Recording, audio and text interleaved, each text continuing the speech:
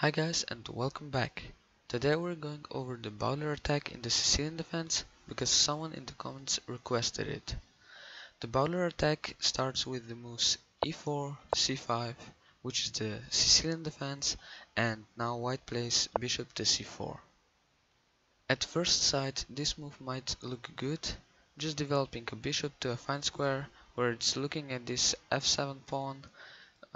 But it's actually not that good because black can just block this bishop's scope by playing the move e6.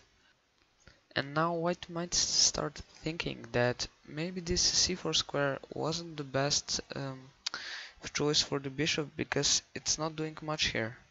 And that's why I think black equalizes in the Bowdler Attack easily. I'm actually familiar with this opening because the English opening is basically the Sicilian defense with the reversed colors, like you can see here. And I play against this bishop c5 move a lot. So I can tell you that this is not a theoretical opening and you don't have to know the exact move order. You just can't go wrong here, which is good. But like in every opening, the thing you have to know is the plan. So before we go into some lines, I want to show you the main plans in this position. And your main plan here is basically to play d5, just striking in the center, getting more space, and all this with a tempo. So white kinda wasted a move with bishop to c4 because this bishop will have to move when we play d5. And you also have a plan with expanding on the queen side with a6 and b5. Now, where should you put your pieces? You basically want your knight to be on the c6 square, your other knight to be on the e7 square to support this d5 push, and you want your bishop probably to be here on g7 and you want a castle. Now let's go over some possible lines that can occur from this position. First, if white plays the move knight to f3, he's not even preventing you from playing d5 with tempo, so you can play this right away. Takes, takes, and now if he checks you, this is not a problem because you can play knight to c6 and just block this check, since knight to e5 is not a problem because you can play queen to c7. And now if he takes your knight, this is actually very good for you because you want another tempo, and this bishop doesn't have really good squares to go. I mean, if he goes there, he's just not doing anything, and you have a lead in development and a really strong pawn center. So that's why this line isn't very sound for white. With the second option, white is fighting against this d5 move, but the queen on e2 is going to be a bit awkward placed. Here you can't play d5 because he would take your pawn, and now you can take because of the pin along the e file, which means you're going to change your plan to, and you'll have to expand here on the queen side. But first you play knight to c6. Look, you don't have to hurry. After you castle, you're going to have the possibility of playing d5 again, which is awesome. Now the game might continue like this, just normal developing moves, and you can go immediately for this push. And now white even has to be careful about this because here he can just lose his bishop wherever he goes.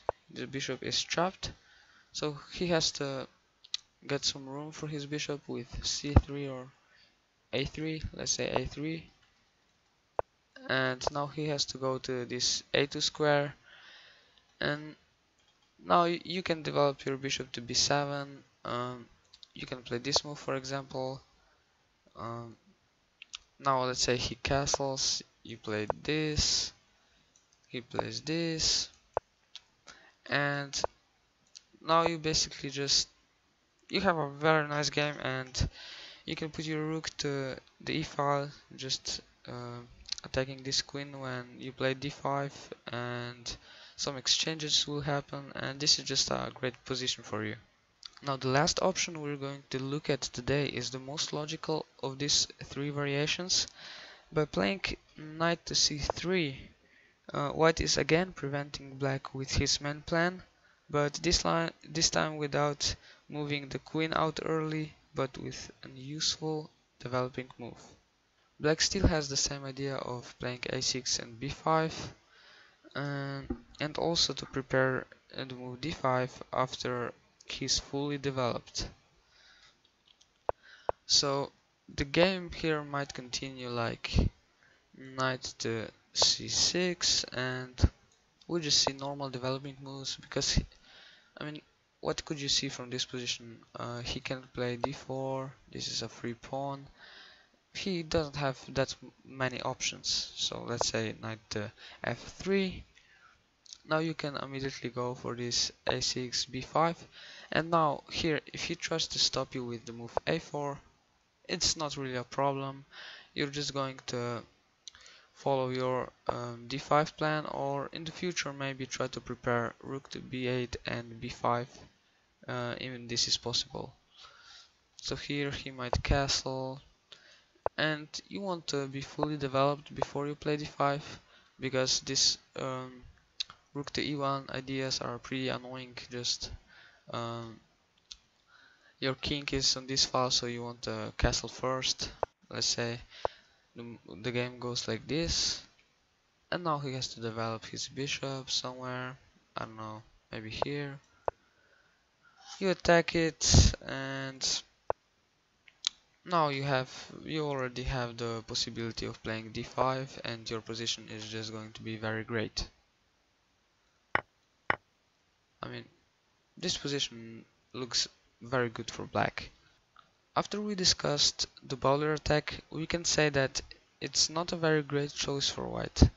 It's not making black's play difficult, it gives black possibilities of taking space with tempo and leaving white with a pretty hard question: where to put his bishop.